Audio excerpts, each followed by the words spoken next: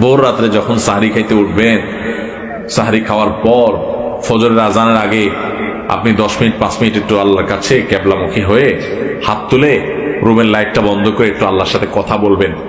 মানুষের সাথে বহুত কথা বলছেন, আল্লাহর সাথে একটু কথা বলে দেখেন। আল্লাহর সাথে কথা বলার স্বাদ আছে ভাই, অনেকে জীবনে একবারও এই স্বাদ পান নাই। একটু কথা বলে দেখেন। ভোর রাতে সাহরি খেতে উঠলে 10টা মিনিট একটু হাত তুলে কথা বলেন। কিভাবে কথা বলবেন? কথা বলবেন এইভাবে, ও আল্লাহ, কত গুনাহ আমি করেছি, কত পাপাচার আমি করেছি, মরতে আমার হবে, তোমার কাছে যাওয়া আমার লাগবে আল্লাহ। শয়তানের প্ররোচনা করেছি, এই রমজান মাস তুমি কত মানুষকে মাফ করে দাও।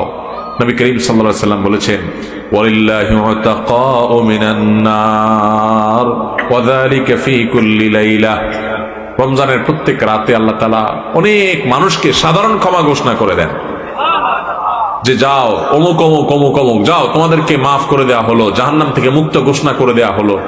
আল্লাহ কত মানুষকে আপনি সাধারণ ক্ষমা করে দিবেন। আল্লাহ আপনার সাধারণ ক্ষমা পাওয়ার জন্য কোনো যোগ্যতার দরকার হয় না, আপনি চাইলে যাকে তাকে মাফ করে দিতে পারেন।